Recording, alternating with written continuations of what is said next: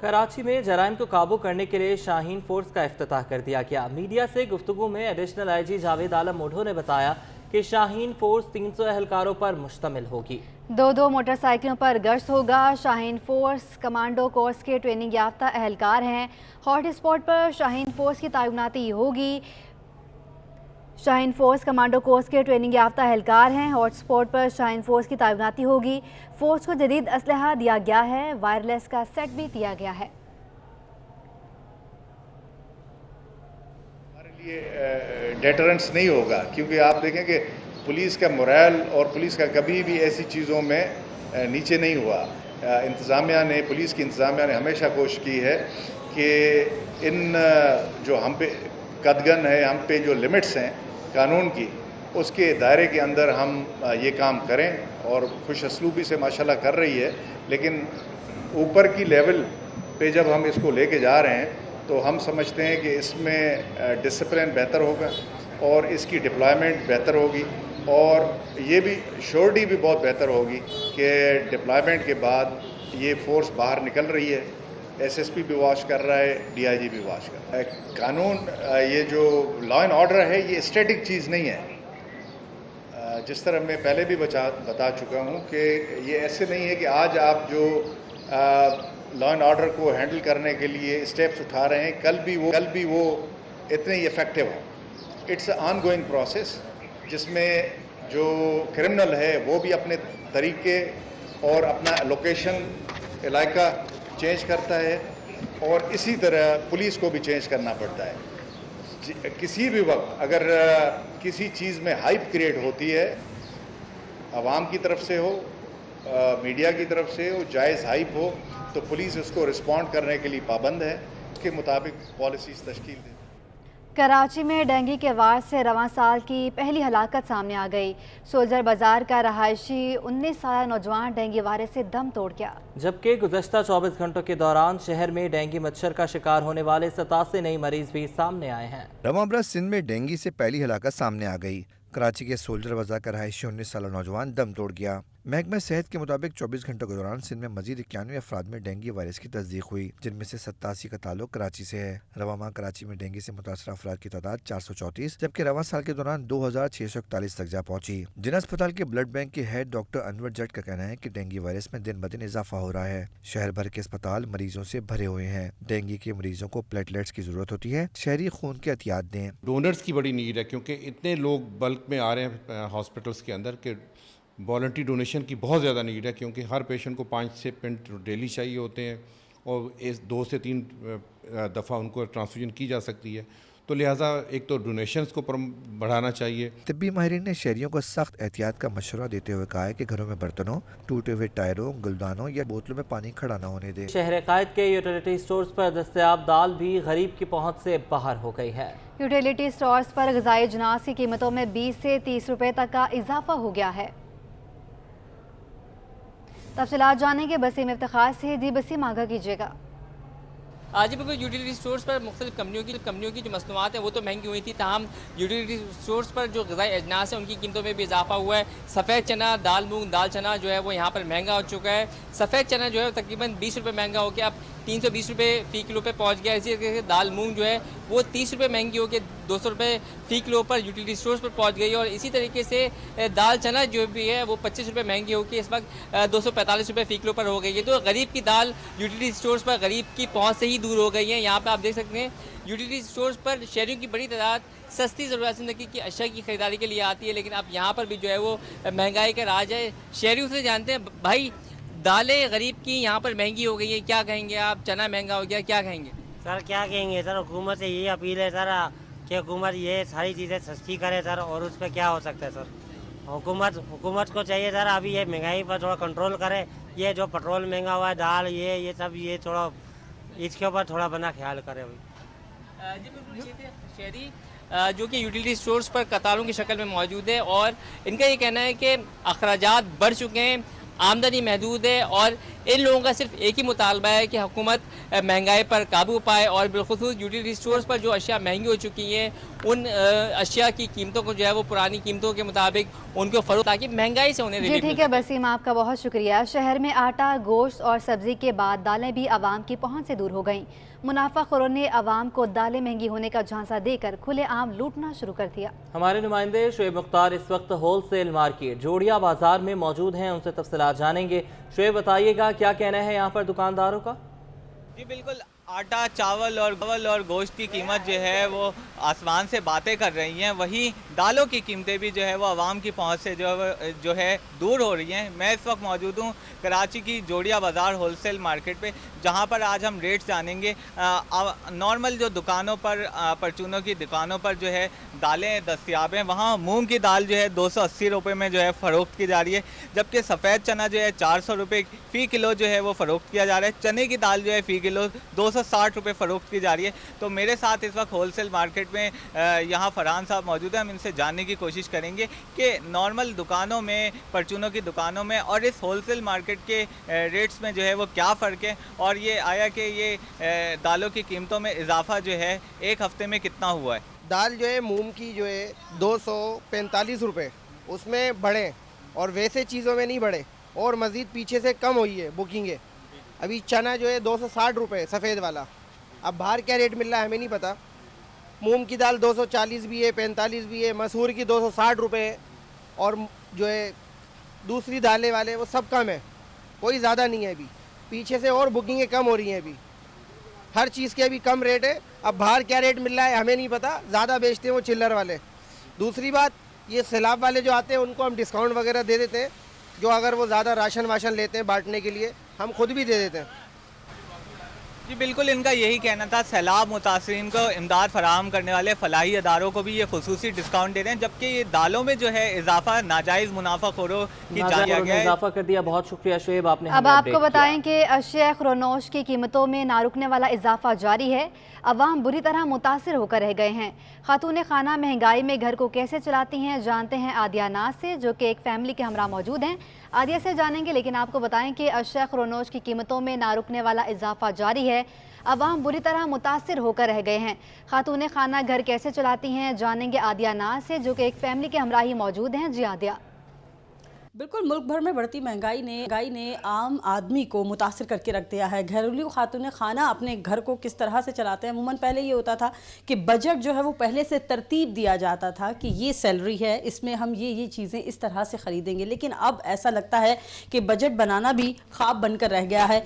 घर को खातून खाना किस तरह से चला रही हैं, क्योंकि मर्दों की तनख्वाहें तो वही हैं, ख़वातीन उसको किस तरीके से मैनेज कर रही हैं, इन्हीं से जानते हैं और बात भी करेंगे, जानेंगे कि किस तरह से अपने किचन को लेकर चल रही हैं। अच्छा, मुझे बताइएगा, महंगाई ने बुरे तरीके से मुतासिर किया, हर तबके को मुतासिर किया है।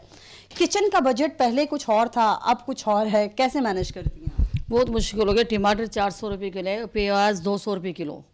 गरीब आदमी कहाँ से 20,000 तनख्वाह सैलरी में कहाँ से होएगा? किराए का मकान है, बच्चों का खर्चा, पढ़ाई का है, सब कहाँ से करेंगे वो? और बिजली का बिल इतने आ गए, पानी है नहीं, गैस भी नहीं आ रहा है बिल्कुल भी, तो गरीब आदमी तो बिल्कुल जीना उनका वो हो गया। देखिए, सब्जियों के प्राइस भी महंगे हो गए, दालें इस कदर महंगी हो गई। 250 रुपये किलो पालक है, 300 रुपये किलो, क्या नाम है, हर चीज़ महंगी है। टमाटर, गरीब आदमी दाल भी नहीं खिला सकता अपने बच्चों को। अंडा 20 रुपये का कहाँ से करेगा? 20,000 सैलरी तो उसमें तो नहीं हो सकता ना, और किराए के मकान है, कहाँ से अपने बच्चों को खिलाएंगे? अच्छा, क्या समझती हैं कि किस तरह के ऐसे इकदाम होने चाहिए कि इस महंगाई से कम छुटकारा मिले? महंगाई तो कम करे, सब चीज़ें सस्ते करें, ताकि अपने बच्चों को दाल तो खिलाई जाए। कमाने वाले कितना सैलरी लेके आएंगे वो? 20,000 30,000 ज़्यादा खर्च देते। 500 में तो कुछ भी नहीं होता। 200 रुपये किलो प्याज, 400 रुपये किलो टमाटर, कहाँ से? दाल भी नहीं खिला सकते, दाल भी इतनी महंगी, गरीब आदमी कहाँ से करेंगे? बिल्कुल, तनख्वाहें देखें वही हैं, और उन्हीं तनख्वाहों में जो है वही तनख्वाहें जो कि 5 साल पहले होती थी अब भी वही हैं। उसी तनख्वाह में इस महंगाई के बजट को भी कंट्रोल करना है। खातून खाना का ये मौक़िफ़ है कि दाल से बेहतर है कि अंडे बना लें, लेकिन अंडे भी कैसे पकाएं, क्योंकि एक अंडे की कीमत जो है वो भी तकरीबन अब 20 रुपये तक हो चुकी है। तो लोग जो है वो किस तरह से गुजारा करेंगे? सिर्फ यही नहीं, इजाफी जो बोझ पड़ रहा है उसके ऊपर जेबों पर, वो ये है पानी खरीद कर पीना पड़ रहा है। ऐसा पानी नहीं आ रहा, खरीद के कितना लाएंगे पानी? बच्चे भी हो रहे हैं, उनके बाथरूम साफ, कुछ भी तो नहीं है।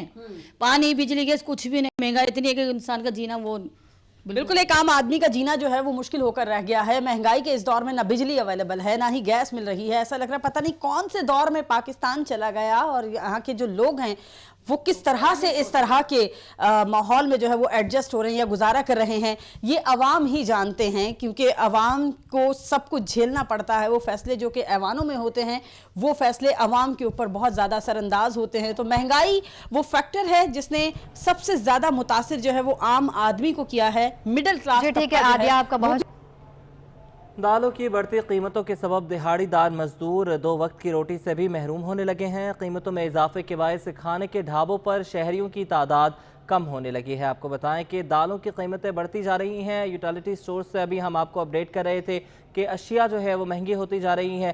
साथ ही साथ अभी कुछ देर पहले आदिया ने हमें अपडेट किया कि ख़वातीन परेशान है और अब होटल मालिकान भी बहुत ज़्यादा परेशान है। बात करेंगे सैयद नुमान गुल से जो इस वक्त एक होटल पर मौजूद हैं। बात बताइएगा नुमान, क्या कहते हैं होटल मालिकान इस हवाले से?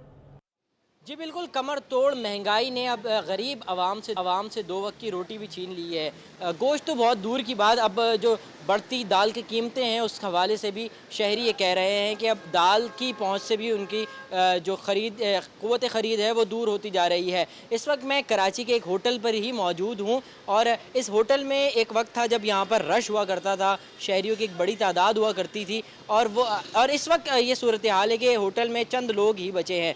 मैंने इस वक्त दाल ली है और मैं इस वक्त दाल ही खा रहा हूँ, लेकिन दिखने में ये 100 रुपये 120 रुपये की दाल है और इसके लिए आप देख सकते हैं कि एक प्लेट में ही ये तमाम की तमाम आई हुई है। यहाँ पर कुछ शहरी भी मेरे साथ मौजूद है, मैं चाहूँगा कि इनसे बात करूँ। सर, क्या कहेंगे दाल की कीमतें जो इजाफा हुआ है इस हुकूमत के को क्या कहेंगे इस हवाले से आप? भाई महंगाई इतनी हो गई है कि मजदूर आदमी की कोई हिसाब किताब नहीं बन रहा। लोग अड्डे में बैठते हैं, दिहाड़ी नहीं लगती है कि एक हफ्ता। अब ये दाल मंगवाई है हमने, 4 बंदों ने खाई है। अब बताओ मिला के पैसे ये इसके पैसे देंगे हम लोग, बताओ हम कहाँ जाएँ? हुकूमत का तो कोई फ़ायदा ही नहीं है, हर चीज़ की महंगाई कर दी है, आदमी कहाँ जाएगा? अभी हुकूमत को देखना चाहिए, बेरोज़गारी इतनी हो गई है, ना काम है ना वास्ता। घी ले लो, दाल ले लो, चीनी ले लो, आटा ले लो, इतना महंगा कहाँ से आदमी पूरा करेगा? यकीनी तौर पर ये जो चीज़ें हैं अशिया ज़रूरियाँ हैं जो कि रोज़मर्रा की बुनियादों पर लोगों को चाहिए होती है। एक और शहरी भी हमारे साथ मौजूद है, मैं चाहूँगा कि सर आप भी बताइएगा थोड़ा, महंगाई ने जो आम आवाम की कमर तोड़ दी है इसकी वजह से आपको क्या परेशानियाँ हैं? सर देखें, पहले तो बात तो ये है कि हमारे पूरे पाकिस्तान में सैलाब आया हुआ है। अब दूसरे ममालिक होते हैं ऐसे टाइम पे तो हर चीज़ सस्ती कर देते हैं। ये तो मुसलमान कहलाने के लायक ही नहीं है। इस्लामी मुल्क है, इसमें तो इस्लाम होना चाहिए ना। इस्लामी की तौर पे देखा जाए तो क्या क्या हालात हो रहे हैं दुनिया में, हर चीज़ महंगाई हो रही है। महंगाई होने से कोई इनको फ़ायदा हो रहा है? हुकूमत से कुछ मुतालबा करेंगे, कुछ अपील करेंगे आप? बस हम उनसे यही कर सकते हैं इंतजा कि भाई लोगों पे रहम करो, मुसलमानों पे रहम करो, मुसलमानों को ख़त्म मत करो। जैसे दूसरे ममालिक मुसलमानों को ख़त्म कर रहे हैं, तुम उनके साथ मिलकर यहूदी काफर मत बनो, मुसलमान बनो। मुसलमान बने और जो है अशिया ज़रूरिया की कीमतें हैं उन्हें कम होना चाहिए। शहरी इस वक्त जहाँ पर भी मौजूद हैं, गरीब आवाम यही मुतालबा कर रही है कि बहुत शुक्रिया हमें अपडेट किया। मलेर भिटाइयाबाद के सैलाब मुतासरीन के कैंप पर मुतासरीन की मदद के लिए ताजर बरादरी से वाबस्ता ख़वातीन भी मैदान में आ गई हैं। वीमेन चैम्बर्स ऑफ कॉमर्स के अहदेदारों ने मुतासरीन से मसाइल मालूम किए। हमारे नुमाइंदे आजिज़ जमाली इस वक्त भिटाइयाबाद में ही मौजूद हैं, उनसे मज़ीद जान लेते हैं। जी आजिज़। जी देखिए, इस वक्त मैं भिटाइयाबाद के एक सैलाब मुतासरा कैंप पर मौजूद हूँ। ये दूसरा कैंप है भिटाइयाबाद का। यहाँ पहले तो इन लोगों के साथ अलमिया ये है कि 10 रोज़ तक इनको रज़ाकाबाद के कैंप पे रखा गया और फिर अचानक वहाँ बताया जा रहा है कि लोगों की तादाद ज़्यादा हो गई, फिर इनको यहाँ पे शिफ्ट कर दिया गया। चूँकि ये नया कैंप है, यहाँ बहुत सारे मसाइल हैं। ये ज़िला मलीर है और मलीर में वैसे भी कई हमने सुना है कि मसाइल हैं, लेकिन ये लोग खुद भी बता रहे हैं यहाँ पर लातादाद मसाइल हैं। यहाँ पे ताजर बिरादरी या ताजर ख़वातीन भी मौजूद हैं जो FPCCI और chamber of commerce, women chamber of commerce Malir से इनका ताल्लुक़ है। तो ये भी अपने तौर पे एक सर्वे करने आई हैं और इनका कहना है कि ये अपने तौर पे कोशिश करेंगी कि सामान और दीगर अशिया डिस्ट्रीब्यूट करें। इन्होंने दीगर इलाकों पे भी सामान भेजा है। मैं इनसे भी बात भी कर लेता हूँ। ज़रा आप बताइएगा कि आप यहाँ पे पहुँची तो क्या देखा और आप क्या करना चाहती हैं? जी अस्सलाम वालेकुम। मैंने यहाँ हम मलीर वुमेन चैम्बर की मैं प्रेसिडेंट हूँ और इससे पहले भी हमने ये हैदराबाद और मीरपुर खास में ट्रक भेजे हैं, लेकिन यहाँ पे तो काफ़ी यहाँ पे मुझे लग रहा है कि काफ़ी लोग जो हैं मुतासर हैं और इनकी मदद ज़रूर करनी चाहिए। मेरा पैगाम जहाँ तक जाए, आप प्लीज़ मलीर में ये 10 कैंप लगाए गए हैं मुख्तलिफ़ स्कूलों में। कराची के जो आवाम है जो मदद करना चाहते हैं, ये गवर्नमेंट बॉयज़ सेकेंडरी स्कूल भिटाइयाबाद में मैं इस वक्त मौजूद हूँ मलीर के। मेरे साथ मेरी SVP अफजाला शाहीन भी हैं, हमारी और भी ख़वातीन थी। रास्ता बड़ा मुश्किल है। आपके आइडिया में क्या है कि किस तरह आप इनकी हेल्प कर सकते हैं? मैं ये समझ रही हूँ, पहले तो सबसे पहले इनके खाने पीने का इंतज़ाम हो। रोज़ की शरह पे जिस तरह बहुत सारी NGOs और अल-खिदमत और हमारे और भी बहुत सारे PTI और हर तरह के जो जमातें इस वक्त माशाल्लाह कराची से बहुत जमातें खड़ी हो गई हैं, लेकिन मेरे ख्याल में यहाँ पे जो ये कैंप्स लगे हुए हैं, ये मुझे अभी मैं कमिश्नर साहब के ऑफिस पहले गए, मुझे सर्वे करना था यहाँ चीज़ों की क्या ज़रूरत है। यहाँ 500 साढ़े 500 ख़ानदान हैं। देखिए ये बदइंतज़ामी है बुनियादी तौर पे। ये जो लोग जिस बात की निशानदेही कर रहे हैं वो बदइंतज़ामी है और ये नहीं होना चाहिए। इंतज़ामिया को एक फ़ैसला करना चाहिए, एक जगह पे कैंप लगाना चाहिए। दूसरे अज़ला में भी हो रहा है, लेकिन मलीर में ज़्यादा मसाइल नज़र आ रहे हैं, बदइंतज़ामी नज़र आ रही है। यकीनन हमारी ये आवाज़ ज़िले हुकाम तक जा रही होगी, हुकूमत तक जा रही होगी, तो इन बदइंतज़ामी को रोका जाए और लोगों के ये जो मसाइल हैं इसको हल किया जाए, क्योंकि हर डिप्टी कमिश्नर को करोड़ों रुपए इस सिलसिले में जारी होते हैं। जी आपका बहुत शुक्रिया।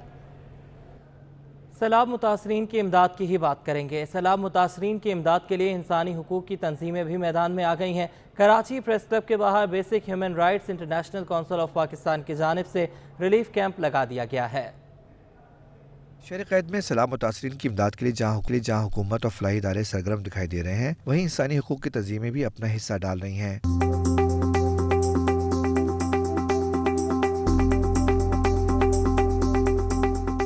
Basic human rights international council of Pakistan नामी तंजीम की जानिब से कराची के मुख्तलिफ इलाकों में 5 रिलीफ कैंप कायम कर दिए गए हैं, जहाँ सैलाब मुतासरीन के लिए बड़े पैमाने पर इमदाद इकट्ठी की जा रही है। और इसमें अभी हमने एक छोटा सा इनिशिएटिव लिया है कि शहर में कई जगह पे हमारे कैंप्स लगे हुए हैं, जिसमें आवाम जो है भरपूर ताउन कर रही है। और हमारी प्रेस क्लब पे हमने कैंप लगाने का मकसद ये था कि हम लोगों तक एक पॉजिटिव मैसेज पहुँचाएँ, क्योंकि यहाँ पर लोग आते हैं अपना हक लेने, तो हम एक मैसेज पहुँचा देते हैं कि लोगों की मदद की जाए। पाकिस्तान की पूरी आवाम से ये अपील करना चाहेंगे कि इस मुश्किल घड़ी में जो है तमाम पाकिस्तानी अपने जो मुसीबत ज़्यादा पाकिस्तानी हैं उनका साथ दें। कैंप पर मौजूद इंसानी हकूक तंजीम के रज़ाकार कहते हैं कि कराची में उनकी जानिब से बलोच कॉलोनी, सोल्जर बाजार, लियारी, कराची प्रेस क्लब और DHA में कैंप लगाए गए हैं, जबकि लाहौर, सक्खर और दादू में भी उनकी टीमें काम कर रही हैं। आइंदा 2 रोज़ में सामान सैलाब से मुतासर इलाकों में रवाना कर दिया जाएगा। कैमरामैन हसनैन जाफरी के साथ शुएब मुख्तार, T1। अब आपको बताएं कि मानसून बारिशों की तबाहकारियां, सिंध सरकार का बड़ा फैसला। सिंध सरकार ने तमाम महकमों और इदारों में नई सरकारी गाड़ियां खरीदने पर पाबंदी आयद कर दी है। आपको बताएं कि मानसून बारिशों के हवाले से सिंध सरकार का बड़ा फैसला सामने आया है, जो कि सिंध सरकार ने तमाम महकमों और इदारों में नई सरकारी गाड़ियाँ खरीदने पर पाबंदी आयद कर दी है। आपको बताएं कि सिंध सरकार की तरफ से ये बड़ा फैसला है कि सिंध सरकार ने तमाम महकमों और इदारों में नई सरकारी गाड़ियां खरीदने पर पाबंदी आयद कर दी है। आपको बता रहे हैं कि मानसून बारिशों की तबाहकारियों के बायस सिंध सरकार ने यह बड़ा फैसला किया है कि सिंध सरकार ने तमाम महकमों और इदारों में नई सरकारी गाड़ियां खरीदने पर पाबंदी आयद कर दी है। मानसून बारिशों की तबाहकारियों के हवाले से यह बड़ा फैसला सामने आया है। सरकारी गाड़ियों पर पाबंदी आयद कर दी है। वज़ीर-ए-आला सिंध की मंजूरी के बाद मुरासला भी जारी कर दिया गया है। तफसीलात जानेंगे आज़ाद नोडियों से। जी आज़ाद, बताइएगा क्या वजह पेश आई है इस फैसले की और कब से तलाक होगा इसका? जी बिल्कुल, सिंध सरकार ने मानसून की बारिशों की तबाहकारियों के बाद तमाम तर जो महकमे हैं या इदारे हैं उनको सरकारी गाड़ियाँ खरीदने से रोक दिया है। इस हवाले से वज़ीर-ए-आला सिंध सैयद मुराद अली शाह की मंजूरी के बाद बाज़ाब्ता तौर पर नई सरकारी गाड़ियाँ खरीदने पर पाबंदी आयद कर दी गई है। ये पाबंदी गैर मुअय्यना मुद्दत तक आयद कर दी गई है। इस वक्त मानसून की बारिशों की तबाहकारियों के बाद गैर जरूरी अखराजात करने से भी सिंध सरकार ने अफसरान को रोक दिया है। इस हवाले से बाज़ाब्ता तौर पर महकमा सर्विसेज जनरल एडमिनिस्ट्रेशन व कोऑर्डिनेशन ने तमाम महकमों और इदारों को मरसला जारी कर दिया। मरसले के तहत तमाम तरह इदारों के अफसरान को अहकाम जारी किए गए। किसी किस्म की कोई अब जो नई गाड़ी खरीद नहीं की जाए जब तक वज़ीर-ए-आला सिंध सैयद मुराद अली शाह मंजूर नहीं देंगे। इस वक्त मानसून की बारिशों की तबाहकारी सुरचाल है। इस हवाले से सिंध हुकूमत को इस वक्त जो है तीसरे फेज में बहाली का काम करना है। इस वजह से जो है सिंध सरकार ने नई गाड़ियां खरीद करने पर गैर मुआयना मुद्दत तक पाबंदी आयद कर दी है। जी ठीक है आज़ाद, आपका बहुत शुक्रिया। एडमिनिस्ट्रेटर कराची मुर्तज़ा वहाब ने पुलिस को अपनी कारकर्दगी बेहतर बनाने पर जोर दिया है। मुर्तज़ा वहाब ने कहा है कि मुआशी हालात ख़राब होने पर जराइम बढ़ते हैं, ये तावील अब नहीं चलेगी। कोई दूसरी राय नहीं है, पुलिस को अपनी परफॉर्मेंस को बेहतर बनाने की ज़रूरत है। ये इसमें कोई दूसरी राय नहीं है। अगर टारगेट किलिंग बढ़ रही है, अगर ये डकैती के वाक़यात बढ़ रहे हैं, सॉरी टारगेट किलिंग तो नहीं भाई, डकैती कहेंगे इसको, अगर ये बढ़ रही है तो कहीं ना कहीं पुलिस को अपनी सर्वेलेंस को, अपनी मॉनिटरिंग को, अपनी पेट्रोलिंग को बेहतर बनाने की ज़रूरत है। They have to pull up their socks. और ये नहीं हो सकता कि अगर हालात मुश्किल हो रहे हैं, इकोनॉमिक कंडीशन ख़राब हो रही है तो लॉ एंड ऑर्डर सिचुएशन ख़राब हो। हमारी जिम्मेदारी है बहसीत हुकूमत उसको मेक श्योर करना, और पुलिस उसका एक अहम सुतून है जिसको ये काम करना है। तो इसके अंदर कोई जस्टिफिकेशन या कोई एक्सप्लेनेशन नहीं हो सकती। Police has to improve its performance ताकि लोगों का भला हो सके। मैं कहता हूँ जो शख्स भी इस वक्त लोगों की खिदमत कर रहा है ना, उसकी तारीफ होनी चाहिए, चाहे वो कोई NGO हो, चाहे सिविल सोसाइटी हो, ये नीचे का आपका मुख्तियार कार हो, आपका AC हो। मैं गया हूँ वहाँ पे, आप तफरीक नहीं कर सकते कि दरिया कहाँ है और फसल कहाँ है, इतना पानी है। और इन हालात में भी जो लोग काम कर रहे हैं ना, मेरे लिए बड़ा आसान है, मैं बंद कमरे में बैठ के AC में बैठा हूँ और कोई हुक्म दे दूँ। जो लोग काम करें उनकी, कोई भी हो, प्राइवेट आदमी हो, सरकारी आदमी हो, जो शख्स इस वक्त इंसानियत की खिदमत करने में सरगर्म है वो मेरा हीरो है। और मैं उसको गले भी लगाना चाहूँगा, उसको थपकी भी देना चाहूँगा, उसकी तारीफ करना चाहूँगा कि ये वो किरदार है जो हम सबको बेहतर इंसान, बिकॉज यही जेन्युइन इंसानियत